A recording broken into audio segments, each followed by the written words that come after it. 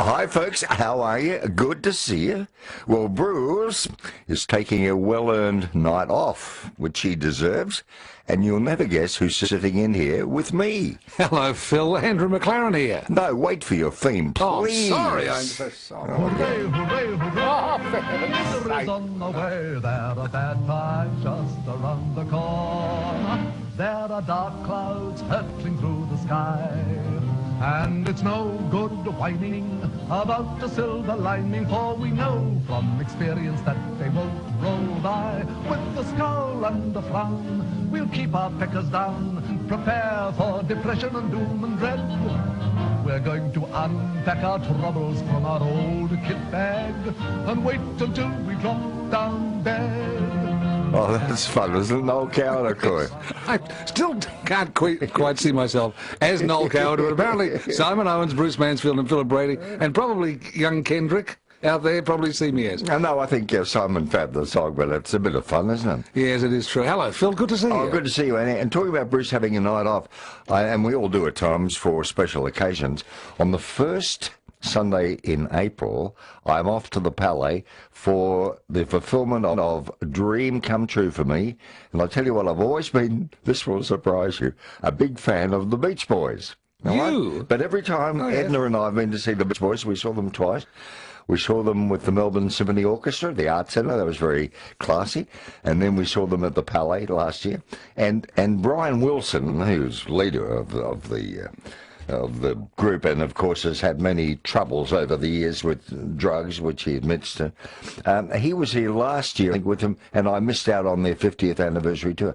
But he is coming back to perform in its entirety the Pet Sound CD that they made, you know, God Only Knows. Yes, classic album. And so I'm going to take the 3rd of April off to go to the Palais to see Brian Wilson. And if I pay a little more, I can do a meet and greet.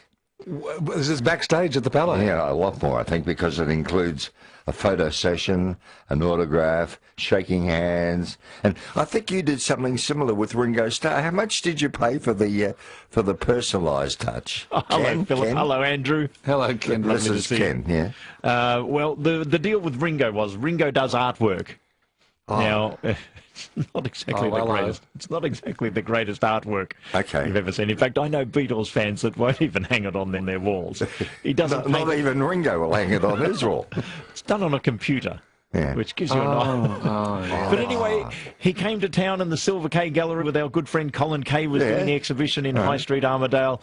And if you purchased a piece of Ringo's artwork, you got to have a meet and greet with the Beatle himself, Ringo Starr. Can we ask how much you paid for the artwork? Oh, you better not know, because my mum's listening. Was it 4 figures or less? Yeah, 4. Yeah, but worth it, because you've got a photo with him. And you shook his hand. Look, I met one of the Beatles. Yes. Undoubtedly the greatest pop rock music band that will ever exist on the face of the earth, and I got to meet and have a chat with one, and as a bonus I figure I got this ugly piece of artwork that hangs in my toilet. Well, so who would you pay big money to go and see, Andrew? Who's alive today? Sadly, my taste is the people I love and cherish have passed from this mortal coil, so many of them. Like Perry Como and Johnny Frank Ray. Sinatra. I got to meet Johnny Ray, and that was a thrill. Yeah. Because I was... How did that come about? I met him at an interview, you know, through radio. Yeah, like there were many of you there. Yeah, we were all lined up with our tape recorders and our cameras, you know, and all that. So was it a one-on-one? You got one-on-one. You took turns to go in, and this was at Rockman's Regency Hotel. I sat down with him, and I looked into his eyes, and, you know, I was about the 6th in the line that day. Yeah. But just to explain for people who don't know, he was the big hit singer of the early 50s, with songs like Cry and Just Walking in the Rain and all that. He was a huge star. Until Elvis came along, he was the biggest thing in the 50s. I agree. I think you'd go with that. Anyway, and I realised looking into... this is in the late 80s, I'm now talking to him. He's heard these questions that we all are asking him, because you could hear, it was just, the door wasn't closed, and I could hear the previous reporters' questions. And Johnny, what was it like when Cry first became a hit? Oh, yeah. And Johnny, did you go to Hollywood? There were the same questions going round and round. And I thought, what am I going to ask this man? He's been asked it all before. So how'd you come up with something original? I couldn't think of a damn thing. And I did get onto something. Marilyn Monroe had been a fan of his, and she'd gone to see him at the Macumbo many Times, which was a nightclub in Los Angeles. That's right. And she'd come backstage once, and he said, I tweaked a little bit of interest in him, and he said, I once had a photo of her and I backstage at the Macumbo nightclub. Yeah. Someone had just taken the photo. It wasn't a press photo, it was just somebody had taken the photo. And I've lost it, he said, and I've always wanted to find it because she was a great gal. Well, you came up with something original. But until then, I was stumbling around. Yeah. All I was asking was questions like, and was it great to be a star? You know, I did the same to Bing Crosby. I bought him too. If you listen to the interview, I asked him. I was only 24.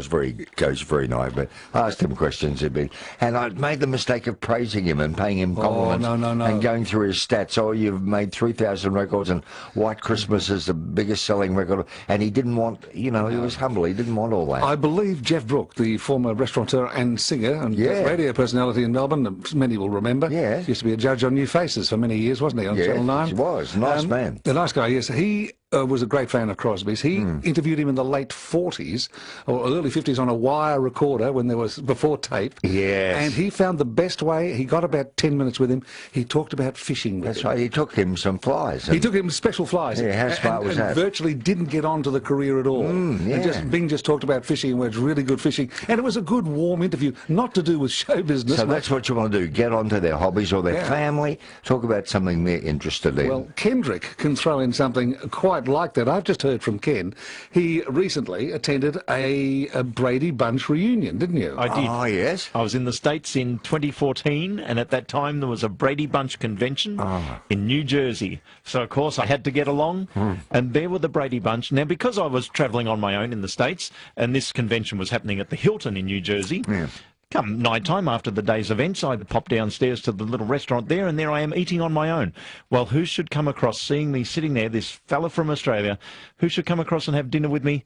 Bobby Brady, Michael Lookin Lad, and Cindy Brady, Susan Olsen. Gee, so you didn't need to pay for the meet and greet after all? Well, if I hadn't paid, I don't think they would have come and had dinner with me. No, because they recognised you. But I had an hour and a half with the both of them, and I'd actually had a look to see what they were now doing on the internet before I went to the convention. Yeah. And I found out that the boy that played Bobby Brady actually had got out of showbiz and was now making bench tops. Concrete bench tops for like for kitchens? For kitchens and homes and that type of thing. Yeah. And I'd had a look at it, and I thought it was interesting. I'd had a good read. So when he sat down, we spent an hour talking about concrete bench tops, and I think he stayed there for the hour because he just loved talking about anything other than the Brady Bunch. That's right. But having heard that, though, I think I'd be getting a little limp. An hour on bench tops. I don't want to be rude to Bobby Lookin Lad or whatever he was, but I think I'd have a little trouble keeping awake. Hey, these were good-looking bench tops, man. If you know bench tops, these were top shelf. So, folks, it must have been sort of heavenly. Probably Laminax. Listen, folks, who would you pay big money to go and meet and be photographed with? The people have you done it? Maybe you have, but you can pay up to $1,000 or more to have your photo. It's just a quick handshake. I have a friend who last year met his hero Pelé, the great Brazilian soccer player.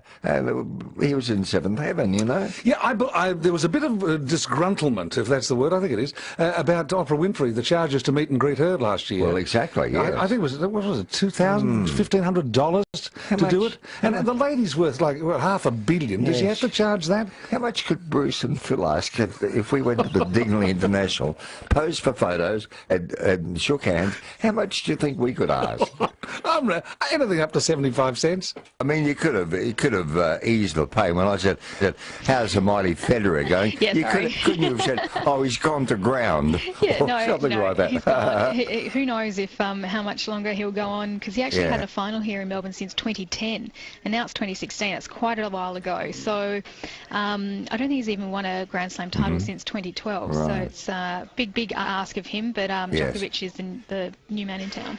I've got Andrew McLaren with me. I'm sure he'll ask a more relevant question, Alexandra. Well, mine is, I'm putting you on the spot here, Alexandra.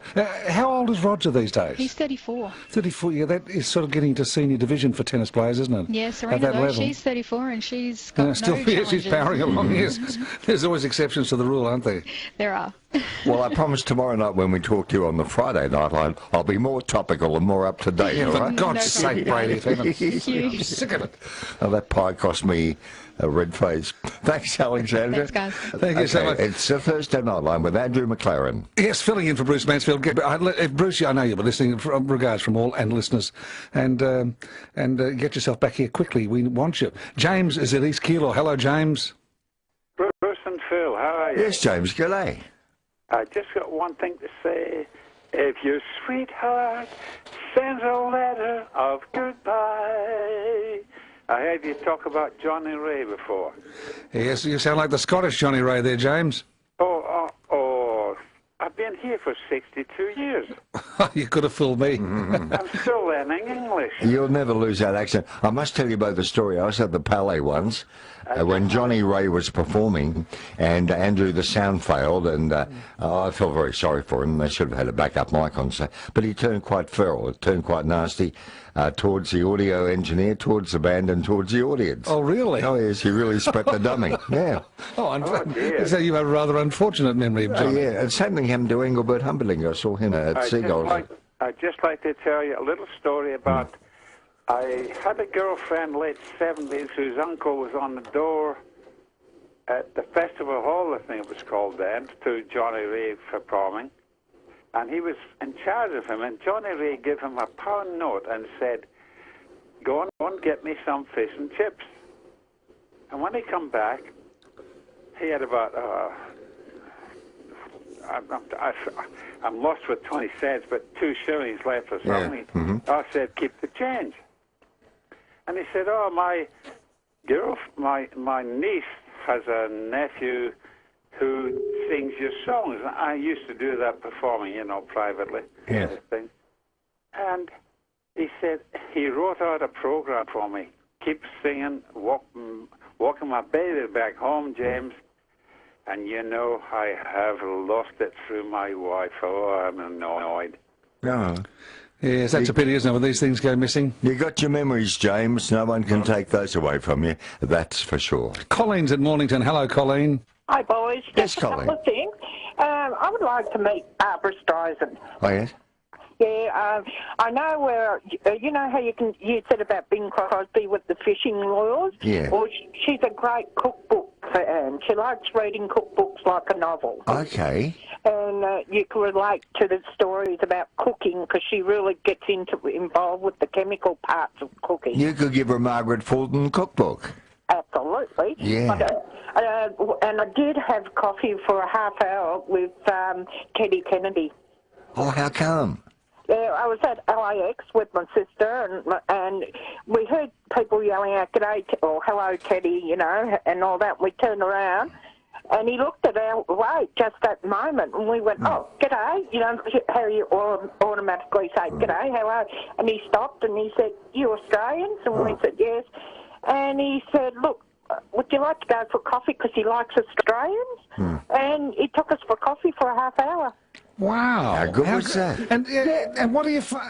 Can you remember much of the conversation, Colleen? Or to be honest, because we're not the type of people to ask for autographs or anything like that. We can't do that, But we're big fans of Teddy Roosevelt.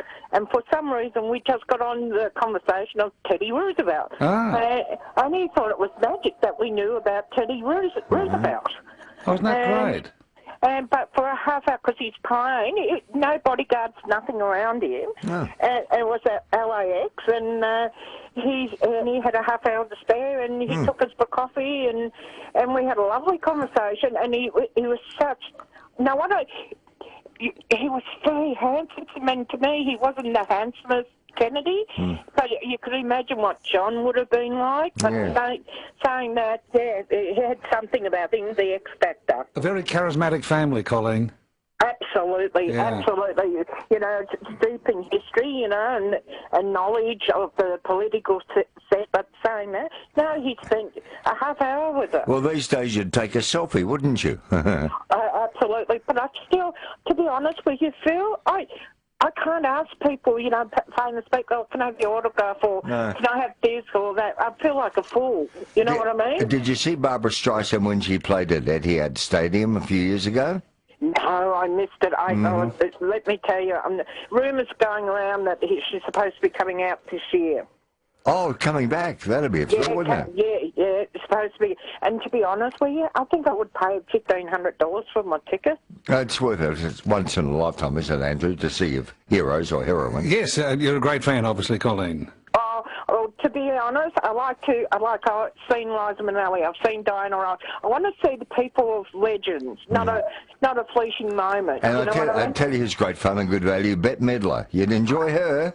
Bette Midler, I enjoy, and I'll tell you who, if you ever get it to see, is Shirley MacLaine. Oh, yes, she was at the Palais years and years ago. She's very good value. Oh, very, very good. Well, she was, and I don't know if she still kicks her legs up, Andrew. Plus these days. Not that there's anything wrong with being 80 plus. But... Hey, Colleen, good news for you from Tiger Air. You're going to fly from the new Terminal 4 at Melbourne Airport, and you're going to take off with a partner to Adelaide, Brisbane, Cairns, Coffs Harbour, Darwin, Gold Coast, Hobart, Perth, Sydney, or the Whitsunday Coast. How good is that, Colleen? Magic, absolutely magic, boys. Thank you very, very much. And Andrew, she goes into the draw maybe next week. Maybe you'll win return airfares and a week's accommodation for a whole family at the Hotel Mercure Bali Legion Hotel. Ooh. Thanks to Tiger Air, who fly direct from Melbourne to Bali daily starting the 23rd of March. How about that, Colleen? Oh, magic, boys. And if I do win Bali, I'll send you a postcard. Oh, take us with you, please. You can take them. We'll pretend we're family. And where do you think you'll go in Australia? I think I would like to go to Tasmania, believe it or not. Yeah, why not? Great spot. Tiger fly you there. Okay. Yeah, thank you very much. Hang on for Ken. We'll get your details. And Andrew, what have you been up to since we saw you on Nightline last? I know you filled in for me when I had that bronchitis attack in the Epworth Hospital. That's right. And I thank you for that over Christmas. You got a bit wobbly there, didn't you, health-wise, Phil? Oh no, I broke my hip 2.5 years ago. Was that that wasn't. Yes, it was. It was. No. Yes, it was September 2014. Phil, over 2 years ago. This, my father said to me when I was about 17. I can see he was leaning on the fridge obviously in the kitchen, with a beer in his hand. And he said, "You're going to find, son, as you get older, it just speeds up. That's all that happens." I know. I hear Bruce telling people. Bruce says, to people, "Oh yeah, Phil broke his hip last year." No, it was 2.5 years back. But do you find I just can't believe how the time was? I would have thought it was last year too. No, I don't feel it because I am young at heart. And it is 28 to 11. It is 3AW and Andrew McLaren filling in for tonight for Bruce Mansfield with, of course, Phil Brady and young Kenny there on the buttons. And we're taking calls. We're talking about in particular, aren't we, Phil? Welcome to call on anything. Of course, being Nightline, it's always like that. But people who have got somebody they really would love to have met and would those big bucks to go and have a meet and greet backstage. Yeah. Even if it sends you bankrupt, it's a once-off, isn't it? A once-in-a-lifetime opportunity, maybe. And someone you may have done it with. Maybe you did go... I'd love to hear from people who maybe did go backstage and meet Oprah Winfrey. Yeah, or was it maybe you met Dame Joan Sutherland or... Anyway. And also, first day back at school for many of the children today. Yeah. Love to hear about the experience. I can't... Everybody seems to be able to... Everybody I know can remember their first day of school. I cannot. Can you, Phil? Oh, all too vividly. What happened? At a boys' school, Burke Hall, Xavier Prep in Studley Park Road, Kew. And my mother said, "Oh, here, dear, take these around to the headmaster, Father Dernan," and gave me this huge bunch of gladioli to take to the headmaster. Can you imagine how the boys reacted? They thought, here comes Dame Edna Everidge. When I walked into the school for my very first day in grade 1 with this huge bunch of gladioli, can you imagine the wolf whistles I got? I don't think I've ever quite recovered from it. Do I remember? Yes, I do. Stamped you for life. I think so. Anyway, tell us, have you got a memory? Phil, it's not a bad idea, don't you reckon? Yeah. Of your first day of school. The horror of it, or maybe the ecstasy of it? I think I cried the first day of school. Is that a bit... No, I think that's pretty typical. Is that a bit soft? But the flowers are a bit of a worry. Yeah, I agree. Give us a call on that. 96900 693 is the number. 96900. No, they were forced on your mum, of course. By your mum, I should say. She was well-meaning, but oh boy, you must have looked like a right punce. Chris is at Broadmeadows. Hello, Chris. Hello, Andrew and Phil. G'day, Chris. I just had tears of happiness only in the last few weeks. A female singer who's been in hiding for 30 years has made a comeback. Yeah, who's this? Alanis Morissette. Oh, yeah, tell us more. She is a very beautiful singer, and she does women's rights for a good just cause. I listen to every day on Northwest FM when I wake up about 4 or 5 o'clock in the morning. They always play her songs on, and she had that smash hit album, Jagged Little Pill, many years ago, and when she was, I think she was on Sunrise in the last week or two, and yeah, I was just so happy because I'd love to meet her and get an autograph and even a photo. But I just want to ask you, Phil or Andrew, but maybe Ken might know this. What are those Fitbits for? What are they? What are those Fitbits? Those things you put around your arm. What do they do? Oh, the weights that people jog with. Is that what, Ken? Help us out here. All right, I have one. Mine is not a Fitbit, mine is a Garmin, but it's the same thing. It's a little band that you wear around your wrist. And, Chris, if you ever want to know how many steps you take in a day, this will tell you. But not only that, this will also, and the Fitbit, of course, does the exact same thing, it will tell you how your sleep went. So as you go to sleep, you just hit the little button, put it into sleep mode, and when you wake up in the morning, turn it off, and then you sync it to your iPhone or to your computer, and it tells you how you slept during the night. It tells you how long you slept for, whether it was deep sleep, whether it was interrupted, and you can look at the graph. And it's amazing to see whether or not you're waking up in the middle of the night. Of course, I'd love to have a CCTV on me during the night. I'd love to see how much I move around, whether I get up out of bed and wander around the room.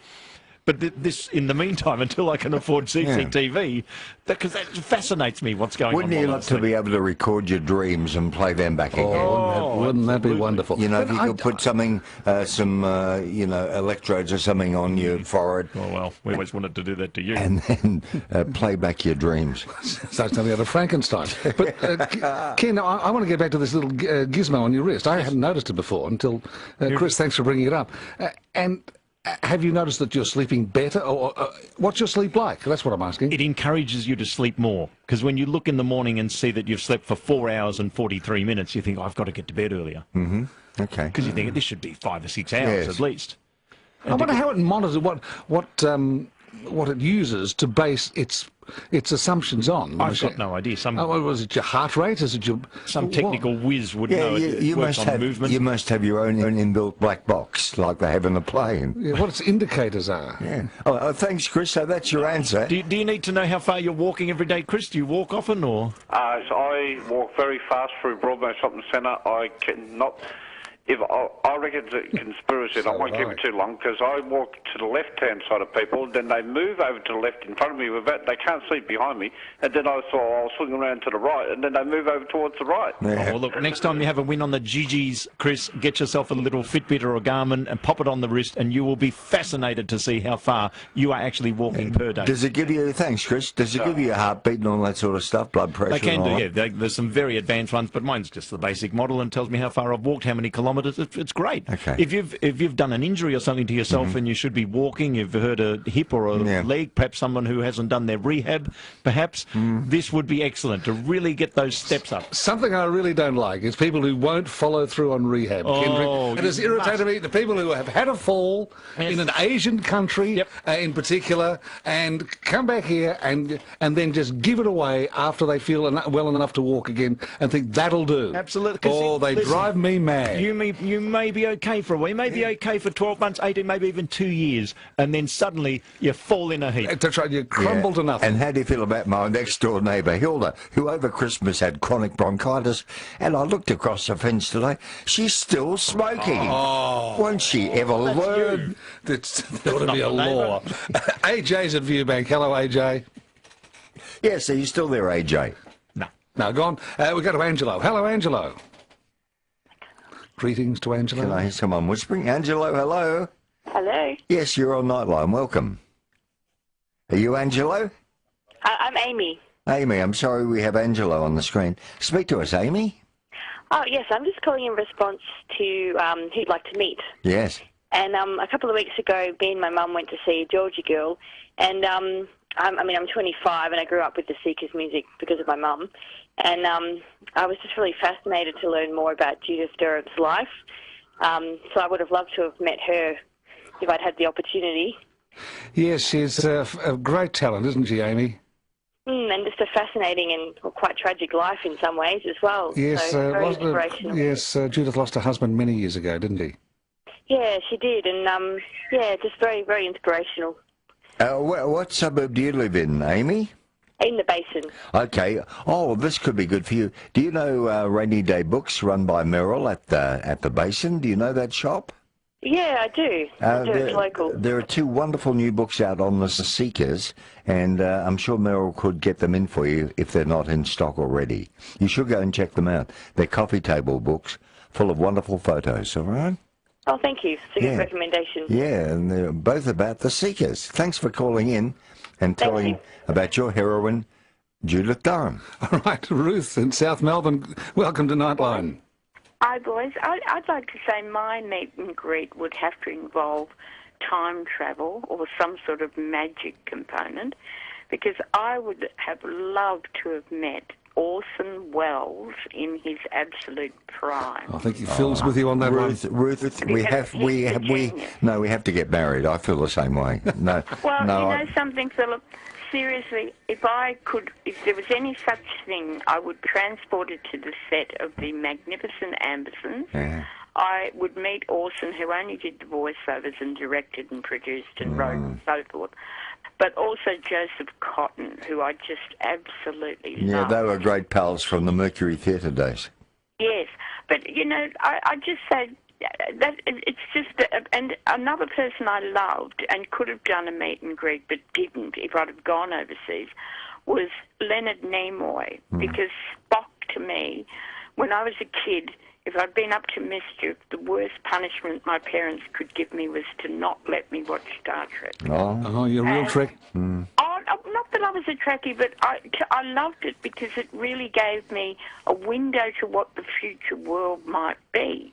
And I loved Spock because he was so rational. You know, he'd say, oh, you know, you human beings are so irrational, you know. Yeah. And he was so exotic. I mean, I think he was a fabulously exotic-looking man.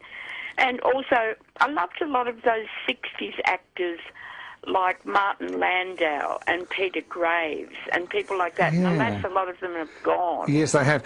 Help me there, Ruth, or maybe someone can help me. Is Leonard Nimoy still with us? I don't know about Martin Landau. No, Leonard Nimoy, I'm asking about. Meet him. Yeah. But the other thing too is, you know, one day I might be summoned to Castle McLaren and ushered into the, you know, the grand dining hall at Castle McLaren with the great Yule log and the, you know, the tapestries and tartan hangings, and be told, you know, go over there, wench, and get those dusting things and get stuck into the dust. Oh, no, I think you'll be greeted with a silver platter of Vegemite sandwiches under the staircase. Oh, yes, that'd be gorgeous. And then invited to stay and play poker. Well, I hope that he would be wearing his traditional kilt. Yes, and it's a very short, tight kilt, and I often drop the serviette on the ground, Ruth, so the evening gets quite interesting. Oh, dear. And he plays a mean bagpipe. Hey, Ruth, I'd like to go to the Pancake Parlour. Oh, I love it. Okay, Andrew and I would like you to have a $50 voucher. Pancake Parlour open 24 hours. High Point, Doncaster, Malvern East. Lovely. Hang on, Ruth, please. You're so sweet. Thanks so much, boy. Frankston, Andrew. Yes, we are to speak to Lois. Hello, Lois. Hello, Bruce. Hello, Phil. Yes, Lois. How are you? All right, how are you keeping? I'm getting there. Good. I'm getting there. Yes. Yep. I think just the fact you're ringing us is a good sign. Shows you're up and about. Yeah, I'm up and about and doing walking and yeah, not much walking, but enough. Yes. Because I'm not allowed to take it too far. And you're taking all these pills every day. How many a day are you taking? I take 51 way. How many? 50. 50? A day? Yeah. Oh. And 50 back. Gee, if I shook you, you'd be rattling, I reckon. Yeah, so I'm getting there, Phil. Yes. And you're breathing better too, Lois. Mm-hmm. Yeah. Yeah. Andy. Andy's here. Oh, I'm here, Lois. I'm just amazed. Let me get this right.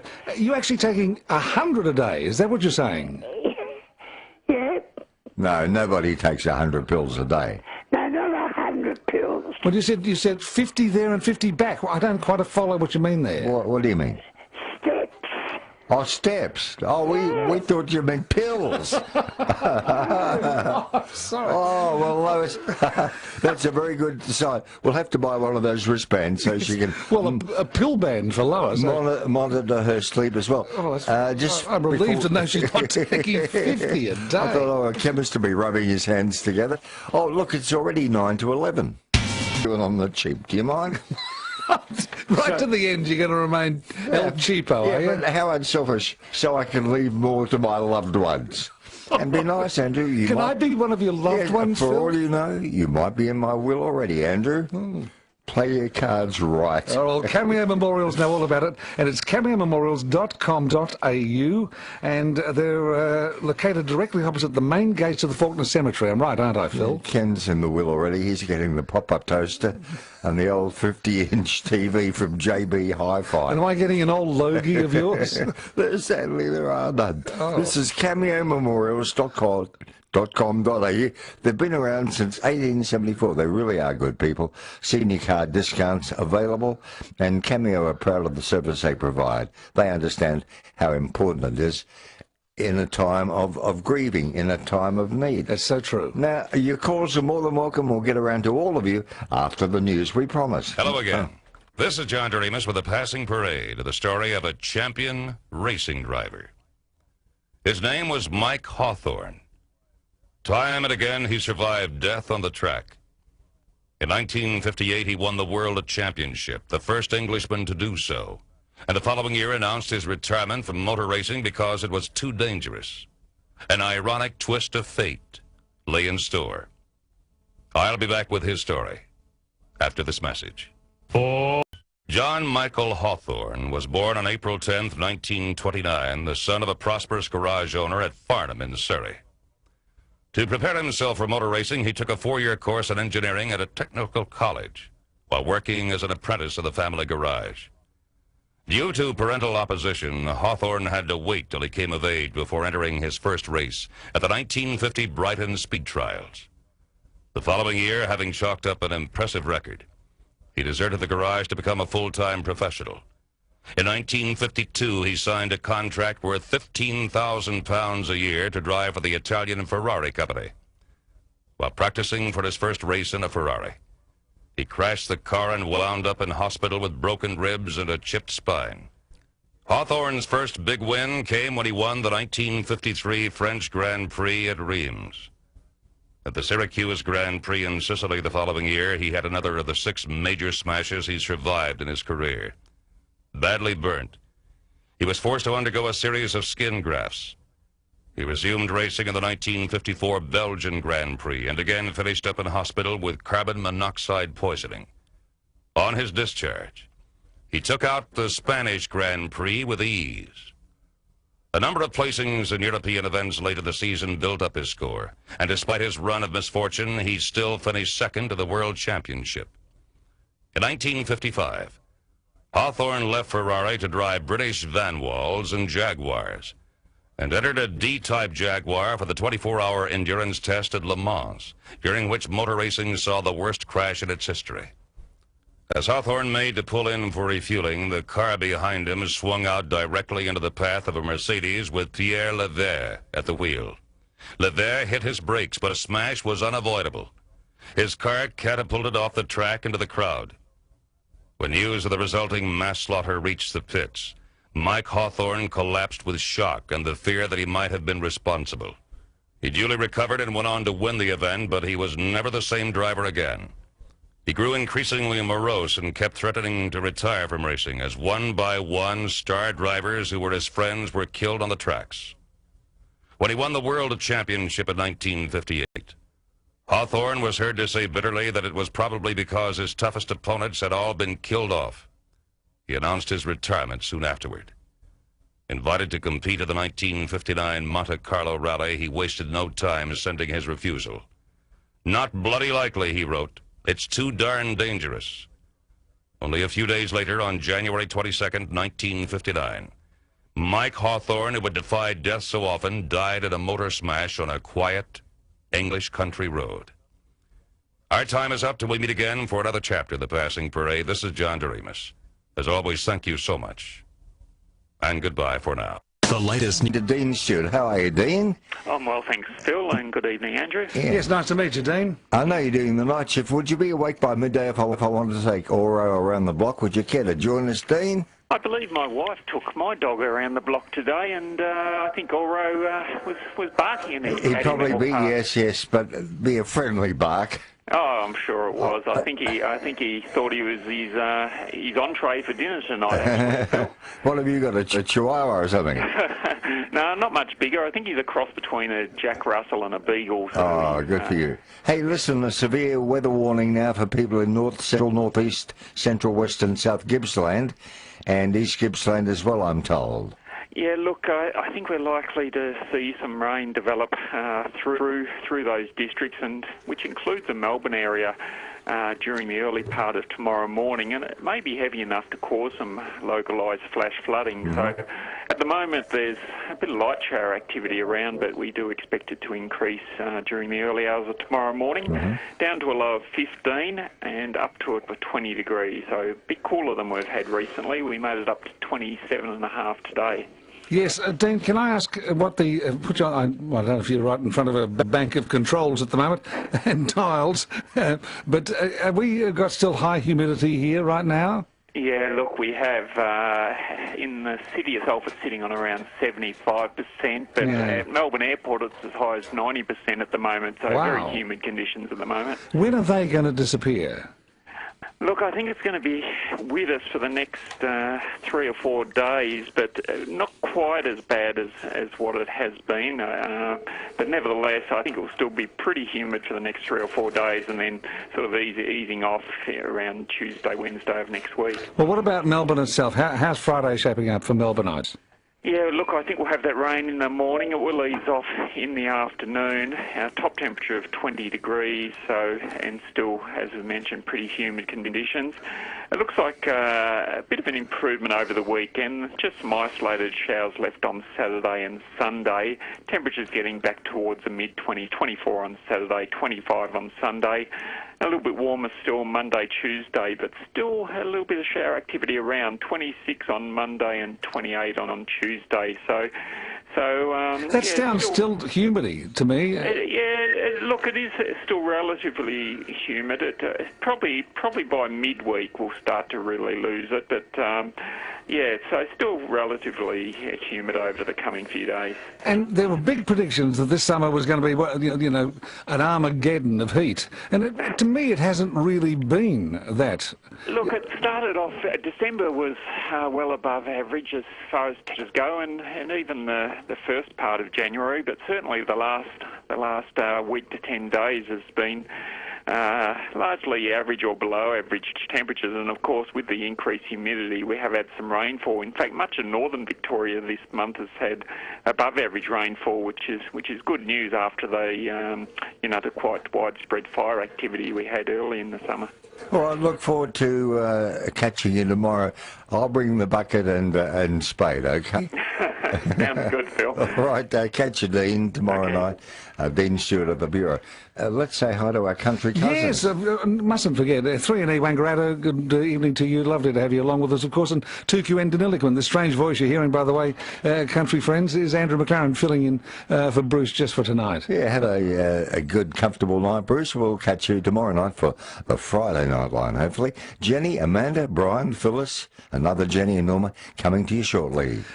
And we've got right now Jenny at Pakenham. Hello there. Hello, Jenny. You seem Jenny. to be having a good time there, Phil. Yeah, we're playing up a bit. Yes, I think so. I like it. Listen, I just told Ken, it was nice talking to a Fitbit first of all, on the switchboard, and I was given one for my birthday by David, and I promptly took it back to JB Hi-Fi and bought myself a DVD. Oh, did you? And then the dress shop for a dress. Yeah, what movie did you buy? Do you know what, Phil? I can't remember because I got home and I was very disappointed because the DVD wasn't operational, but we bought a new one over Christmas. Yes. The other thing I wanted to tell you, something I was very thrilled about today, I watched two of my grandchildren, one Noah's 4 and Ellie's 3. They went to their first swimming lesson at the YMCA, and they just have no fear, little people. I was very proud of them. They were so brave, and, you know, it was just a joy to watch. How old are they, Jenny? Noah's 4 and Ellie's 3. Oh, gee, they're young, aren't they? Yes, they're very young. But there are children younger than them. Well, swimming? Yes, at YMCA they get taught. I guess... what about on Peter Hitchen's news where they're throwing babies in 3 months old? Yeah, I've seen that at times, yes. You know.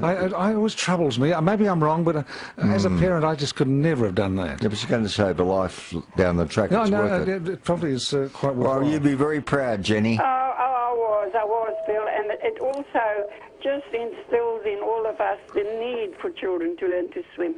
Oh, absolutely. And I know people my age who haven't learned to swim yet. Yes, well, I've got that problem, Phil, but I nearly drowned when I was 13, and I've never really overcome the... No, I understand your fear. So you wouldn't go on a cruise ship probably, Jenny, would you? I've been on one, Phil. I adore it, and I love the water. I go to exercises in the swimming pool twice a week. Yes. But putting my face in, that's another deal. All right, lovely talking to you as always. Lovely talking to you, Phil. Good night to you, Jenny. All the best to Bruce, too. Oh, Bye. yes, for sure. You know, I became very friendly with Eva Hart, one of the survivors of the Titanic. Yes, that's right. And you recorded an interview with her, didn't you? Yes, I went to London. I flew to London to spend a day with her. And she was... From my memory, though, she really was just a child when the Titanic went down. She was 5 years old, but the story was that her mother had a premonition that the ship was doomed. And her mother said, every night, we will sit in a deck chair and we will sleep on deck. And her father perished. He was down below in his cabin, and they survived because her mother insisted they stay upstairs. You know, I seriously believe this, Phil. We're getting into a deeper topic, that there are forces at work in our lives that we don't understand. We human beings don't understand. That's and true. I quite believe that the mother was being given a sign from, who knows, we'll call it God or the force, whatever it may be. Oh, yes, I believe in the ESP. I feel these waves of love coming across from you, Andrew, without you even blinking an eyelid. Thank you so much. I'm glad you recognise them. Amanda in Heidelberg, good morning. Good evening. Good evening, Phil and Andrew. Hello, Amanda. Hello. I just wanted to share with you some lovely memories about a couple of people I met when I was a very, very little girl and who I'd like to meet. When I was a little girl of about 3, I lived in Mount Eliza with my grandparents, and I met Graham Kennedy. My grandmother used to take me to a little store there, and he would... Do you remember the little white paper bags of lollies? Of course. He would buy me those every time my grandmother and he'd have a chat. And he'd buy me a bag of lollies. Oh, how wonderful. I guess this would be from the days when he was living in Frankston, I suppose. Yes, absolutely. Oh, isn't that nice? It was such a happy memory. And the other one was Harry Seacombe. They were friends with him. Yes. And he would come and visit. And once again, very little girl. And he always had such a jolly laugh. I used to call him Santa Claus. Oh, yes. And a great singer. And he did have a wonderful, Amanda, you're right. It was very much a part of the Goon Show, the appeal of the Goon Show. Yes, he was a wonderful man, and they left me with a lifetime of very happy memories. The only problem was when Harry Seacombe would perform in concert and sing things like Nessun Dorme, None Shall Sleep Tonight, and sing it superbly, the audience would be roaring with laughter because we all remembered the Goons. That is so true, Phil, so true. Yeah. And my last story is I saved and saved and saved, not too long ago, but saved and saved for a Billy Joel concert and got myself 4th from the front. And I ended up with a tummy bug and spent my whole evening at the Billy Joel concert in the ladies' room. Oh, we shouldn't laugh, but Amanda. of all You times. have to laugh. And as I've always said to everybody, well, at least the music was piped in. Yeah, life can be cruel, Amanda. It can be very cruel. But sometimes there's a lucky break, like now, as Andrew and I award you a Tiger Air flight with a friend or family to anywhere in Australia with Tiger Air, flying from the new Terminal 4 at Tullamarine. Yes, the alley winner can choose from any of these Tiger Air destinations, Amanda. Adelaide, Brisbane, Cairns, Coffs Harbour, Darwin, Gold Coast, Hobart. Yes, you. Hobart, Melbourne. Yes, you can fly to Melbourne if you like. Perth, Sydney. Oh my goodness. Or the Whitsunday Coast. I can't believe it. It's making up for Billy Joel. But there's more, isn't there? There's a bonus next week. Now, as well as that, Amanda, you're in the draw for the major prize of return airfares and a week's accommodation for a family at Hotel Mercure Bali Legion. I think that's correct. Thanks to Tiger Air, who fly direct from Melbourne to Bali daily, starting on the 23rd of March. So, Amanda, good luck with that. Anyway, you're off. Where would you like to go? I think I would love to go to Perth, but I'm so excited I can hardly speak. It was just Well, made my we're day. really happy. And if you're lucky, maybe Billy Joel will be on your flight. Hang on, Amanda. Thank you, Phil. Terrific. Oh, they're nice. Really thrilled with that. Yes, good on her. Yes, Brian's at Scoresby. Hello, Brian. Good evening. Excuse me. Oh, I've been waiting for so long. I'd just like to mention a couple of things. First of all, like this lady who was just talking to you then, I just wondering if I could catch up with three people I used to go to the dance with when I was about 14 years old. Can I mention names? Yeah, would you like to be reunited with them now? Well, I don't know if they're still around because I'm in my 80s. Yeah, no, you're very welcome. Yes, go ahead. Deidre Smith. Yeah. Yeah, she was a honey blonde, Deidre Smith. She obviously got married and has another name. And this this was it was a dance in Carnegie, and it was a private dance run by learn to dance run by people called Porter, and they used to run it in the back of their a room at the back of their home. So Deidre Smith, Beryl Lehman, and they're the two girls that I remember that I sort of fell in love with. Obviously, I was a 14-year-old. But Yvonne Mundy lived in Bendigo, and don't get me wrong when I say this, Yvonne used to work with Rosemary Morgan. She used to work with her in the same theatre. Rosemary was the usherette, and Yvonne Mundy used to work on the confectionery bar selling lollies. And she had a brother Keith who was a plumber, and a friend George.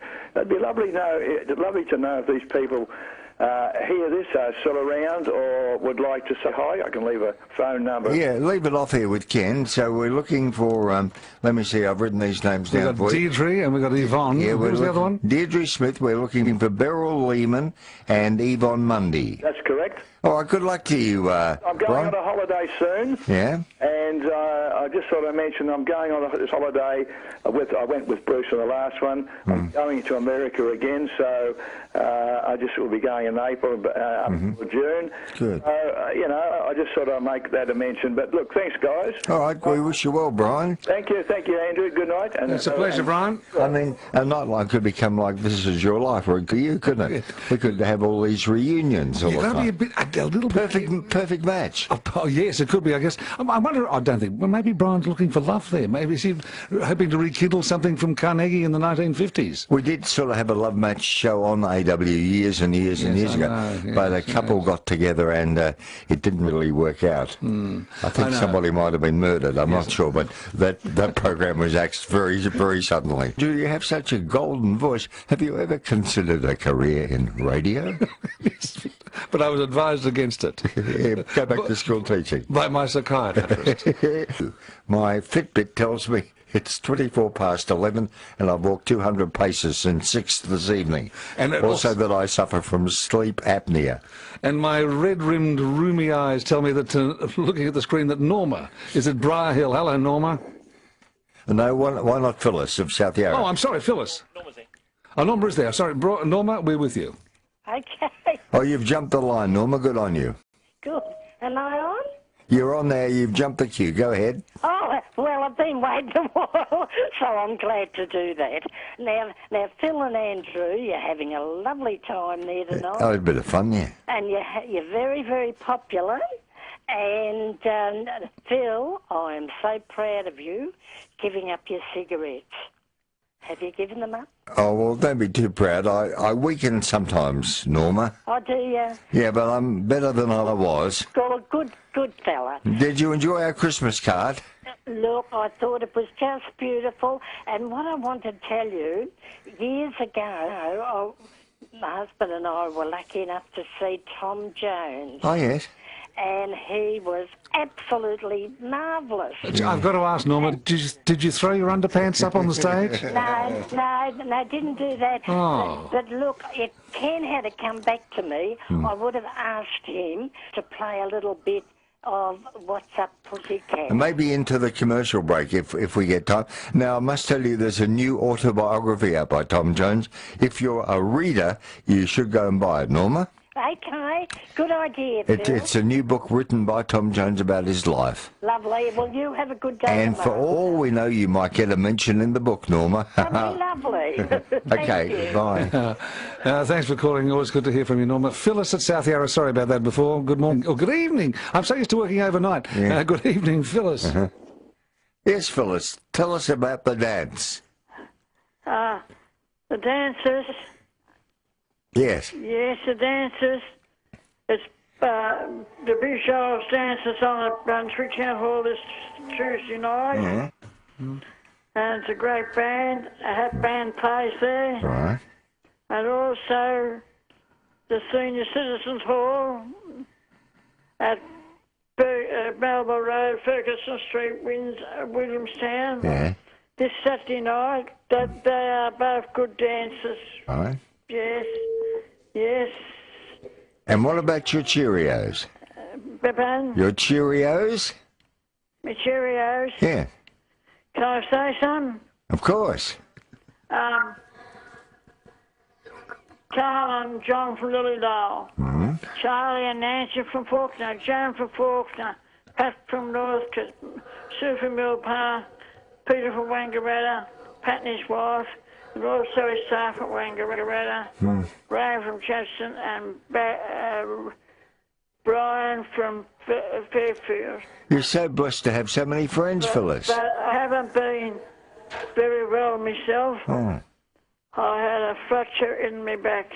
Well, take care of yourself, and we hope you're okay for your dance at the weekend. Yes, Phyllis. I don't know who I've been flying with, but I don't know. Oh, well, just take care and no more falls. Look after yourself there, Phyllis. Jenny at Burwood. Hello, Jenny. Oh, hi, boys. How are you? Hello again, Jenny. I've got some in October, I lost my father.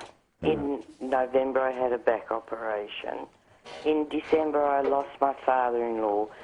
But tonight, my daughter presented me with my fourth grandchild. Oh, how exciting. Wonderful. It was a little girl. She had little Holly. 11 pounds she was. 11 pounds. Holly is a solid unit. And so, how many girls and boys is this now? I've got three little girls and one boy. Isn't that lovely? Yes, yes. How exciting. And what are the age range? Well, you got Holly at 0 and... I got Holly born today. Yeah. Her sister is 6 years old, so Yeah. it's been 6 years now for that. And I've got a little boy that lives in New Zealand, Cruz. He's 15 months. Yes. And I've got Ava. She'll be 1 in February. Oh, congratulations. Hey, I've got a little quiz for you, Jenny. Sorry? I've got a quiz after what you've been telling us. What do these three people have in common?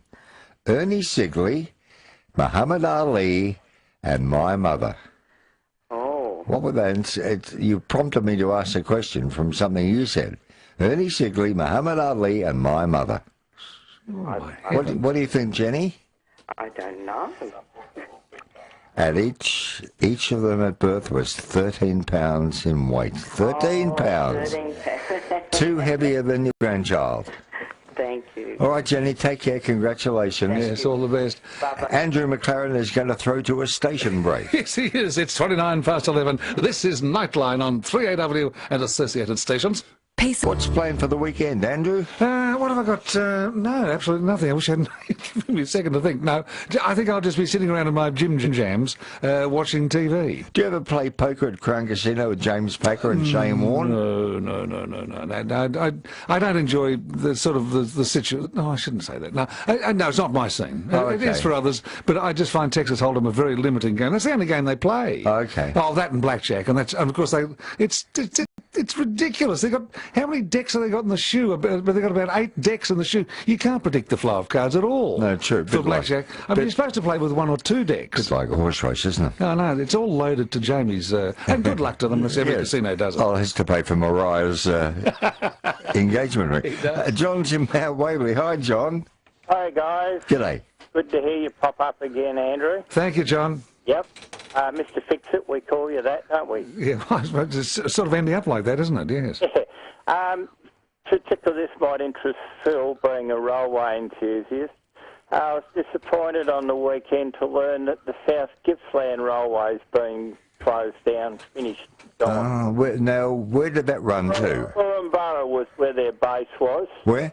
Corumburra. Corumburra, yes. And it used to run between Leongatha, which is a bit further away from town, and it used to come back to Nyora, which is where Andrew's mate Mark has got his part-time business at Nyora. Oh, that's right, he's a resident gigolo. Yeah. Outside the newsagent.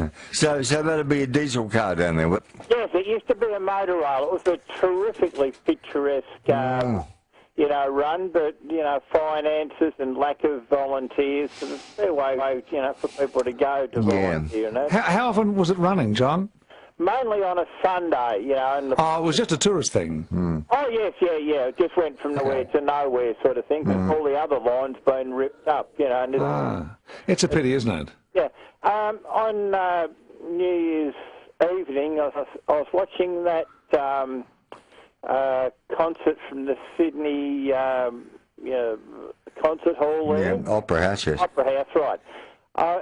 Has this ever occurred to you, Phil, having worked with Graham Kennedy? I was just watching Grant Kenya, is it? Yes, that's right, yes. Comparing, I couldn't help but think, by geez, shades of Graham Kennedy there, the mischievous sort of look and the way he asked these mischievous, conniving questions. Yeah, I haven't spotted that. I do think England's Graham Norton has a lot of Graham Kennedy in him. Really? Yeah. Yeah, watch Graham Norton sometime.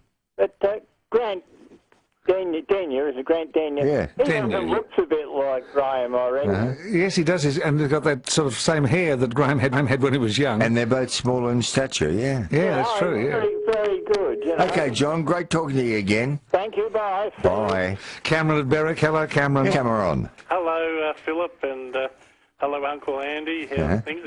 And how's your old sidekick, Mark, getting on? Oh, he's fine. He's working in this very building at another radio station called Magic 1278 and doing very nicely there. Oh, okay. So he's behind the scenes there? Yeah, he's doing a lot of production work, yes. Oh, right. Okay. Well, that's good to hear, isn't it? At least he's working. That's the main thing, isn't it? Yes, the dollar's coming through the door. And Philip, do you remember Graham? Did you ever go up and visit him? Where he was living up near Bowral, Mittagong way, wasn't he? Yes, no, I didn't. I hate saying yes, no. I hate it when people do that. Yeah. The question is, yes, I saw a bit of Graham, but not in Bowral. I never went to visit him at his property there on the land. No. No.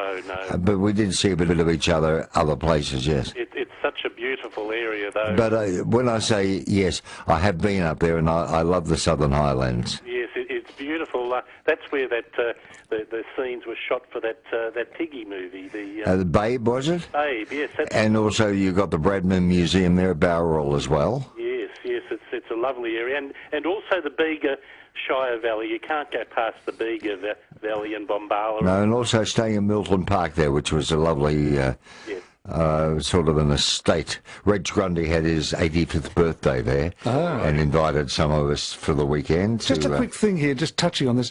I don't think I'm intruding into your personal life too much, I hope. You weren't actually great friends with Graham, were you, really? Philip Brady and Graham Kennedy weren't... I don't think anyone was great friends with Graham. We admired him, we respected him. No, but you worked with him at Channel 9. Oh, yeah, we had our moments. I'm not saying you were enemies, I'm just saying you weren't... I think people sometimes sometimes assume because you sort of all get on well on camera and you have a joke and all that people are friends with each other. We didn't have much in common. Like everyone would be thinking you and I are going out to party at midnight to supper, you know, to unwind for an hour. Nothing could be further than the truth. No. I might see Andrew about once every 3 months. In fact, he didn't even get a Christmas card from me. But I do like his work. All right, anything else, Cameron? Yes, I just want to send some Cheerios because they're important because people recognise me now. So. Yes. Judy of Hampton, Graham of First National Berwick, David, my electrician of Clorinda, and Wayne, a.k.a. Grumpy of Dandenong North. Oh, you've got a lot of friends like Phyllis of South Yarra. Well done, Cameron. Raising your profile, Cam. And shortly we will get to Gigi, Jeff, James, Daniel will take your calls. But first we're off to Armadale. We're out to speak to Annie. Hello, Annie. Good evening, both of you. Hello. And I must say, I was so thrilled when I turned the radio on at 11. I'm sorry, I was watching the tennis prior to that. Yeah. And I heard your voice, Phil, which is delightful. And then I was thrilled when I heard you, Andrew. Oh, aren't you sweet? Thank you, Annie. And the best part was, one of the reasons why I always turn on at 11 is because I love the weather. Oh, you get a very detailed report here, yes. Oh, it's superb. Yeah. And the reason I rang was because, Andrew... Yes. You've given me my new word for the year. What is it? I'm thrilled. Share it with us, please, Annie. You asked how humidity it would be. Did I? Humidity. It's the new word. Humidity. Not how humid it would be, which, by the way, I hate humid weather. And when you asked that lovely Weather Bureau man, I said, how humidity is it going to be? Humidity, that's how you pronounce it. Humidity. Yes. How humidity is it going to be? And I just collapsed laughing.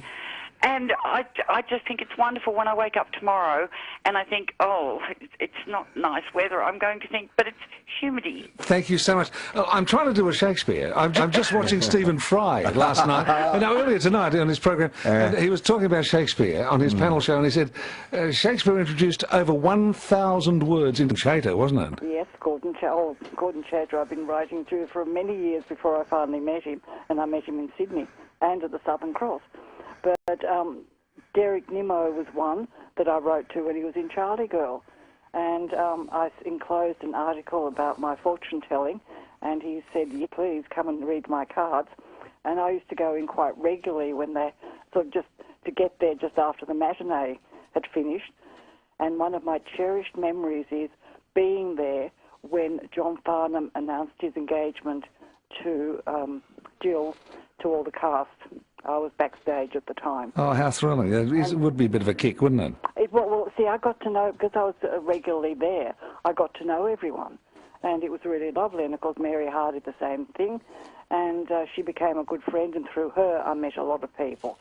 So, luckily, I didn't have to pay for it because I couldn't have afforded it. No, not especially with Oprah Winfrey. I think it was about, to go backstage or wherever it was to meet her, I think it was about $1,250 extra on top of your ticket. Gee whiz. Oh, man. No, You'd have to be really keen, wouldn't you? And you know, you met Bruce and Phil at the Dingley International for nothing. Now, talk about glamour. I know. It doesn't get any better. It's as good as it gets, isn't it? And Philip, I met you both twice at the Dingley. Yes, and we even posed for photos and signed autographs for nothing. I know, and I took videos of your performance, which is up on the Nightline. Yeah, goody, I think. All right, Gigi, always nice talking to you. Thank you very much. And maybe you'll call back on the Friday Nightline tomorrow night after 10. It's twice the fun in half the time. Jeff, hello. Hey there, Andrew, and hello, Phil. G'day, Jeff. I just thought I'd ring up Andrew to say hello because, as someone else said, it's great when you can fill in from time to time, and I just think you've got a lot of devoted fans out there, and it's our duty to ring up and say hello whenever you're on. Oh, thank you so much. This is Australia Post, Jeff, of course, isn't it? That's me, yep. I'm out working tonight, yep. And how's your lovely wife, Marie? Oh, she's got a wonderful memory. She's doing very well, and, yep, she's still lovely and still sticks by me, which I think she's very courageous doing that. How many years has it been, Jeff? Oh, about... Well, we're married in 78, so what's that coming up to 36 or so? 38, it's getting more like 38 years. Oh, God, there you go. Well, isn't that frightening? Are you like me, Jeff, and I really feeling this, I mentioned it to Phil earlier in the night, that the years are just going faster and faster. I can't believe that Phil had that accident in Hong Kong 2.5 years ago. I would have thought it would be 14 months ago, tops. And I just can't believe it's just whizzing by. Life just goes, doesn't it? I think a lot of that's to do with the technology we deal with today, and everything's so instant as well. You know what I mean? You'll see this on Facebook, and you'll hear that on the radio and on the telly, and everything's just so quick and instant. Yeah, it's true. Everything's sanitised now, isn't it? You've got a point, Jeff. Jeff, would you agree with me that Andrew is one of 3AW's greatest treasures? Oh, absolutely. And No, don't laugh. We're serious. he's just a wealth of experience, and I mean, a lot of us out here, Phil, are just so glad that that GFC forced him to come back to us. Good for you, Jeff. Thank you so much, Jeff. And he's pretty well right. I mean, we're not paying you tonight, but Nick said go heavy with the compliments. I lost so much on my superannuation. James at Mooney Ponds. Hello, James. Hello, Andrew, and hello, Philip. Yes, James. Yeah, these famous people. My uncle always used to talk about meeting Johnny O'Keefe. Yes. And Johnny O'Keefe used to sing in a lot of country venues, and he met him in Shepparton in the back of a pub once, and they had a beer with him. He's a really nice guy, and he talked about his white shoes, and he had a red Plymouth, a big American Yankee. That's right, a Plymouth Fury it was. Yeah, and I think, Andrew, you had a couple of pink cars, didn't you? I never had a pink car, no, but I had two Cadillacs and a Pontiac. And I think these days, I don't want to embarrass you, I think you drive around in a Hummer these days, don't you? That's right, yes. Well, I have Joanne drive it for me. I'm in the back. Hard to park, aren't they? Well, for Joanne it is, yes. That doesn't worry me. I'm sitting in the back. But, they're monsters, aren't they? Have you seen those things? I know, yeah, it is. Ridiculous. They're like funeral hearses. Go ahead, James.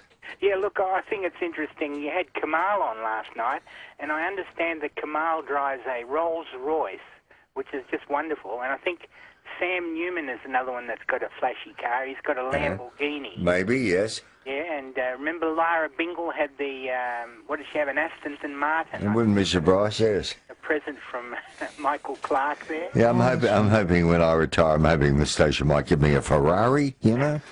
You couldn't even get into it, Phil. Oh, you're cruel. Oh, no, I want to see. I want some vision of Phil trying to get into a low-slung Ferrari. I have my handicap step. All right, James, thanks for calling in.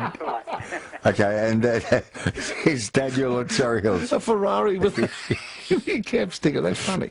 Yeah, hi, Daniel. Hi, Phil. Hi, Andrew. G'day. How are you guys going? G'day, mate. How are you? Good. And what's on your mind? Well, I actually thought, why didn't I go on an adventure tonight? Because I haven't rung up in the radio for ages and ages. So I thought, why didn't I ring you guys? Yeah. You crossed my mind. Good. You're a great bunch of people. You are at 3AW. You support so many people, and I just wanted to say thanks. You're such a big help to the community. Oh, thank you. Do you ring in very often? No, this is actually my first time. I thought it might be, yeah. Feel free to ring in more often, won't you? Yeah.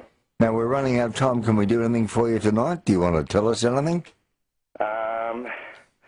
Not particularly, but anyway, just say hi to everyone from me and good. Wish you a good night. Well, don't be a stranger. Call again, James, eh? Yeah. Okay, thanks, James. And don't forget there's a Friday night line tomorrow night, and hopefully Brewers will be back. A few lines sent to me by Robert Drossard, the serial pest. A troop of French Foreign Legionnaires were marching through the desert. They'd been marching for days. Their water supply had run out, and they were on the brink of collapse. And then suddenly, as they staggered over the crest of a large sand dune, they came upon a sight that brought relief to them all, a marketplace spread over the desert, rows of colourful stalls with their banners flapping in the breeze.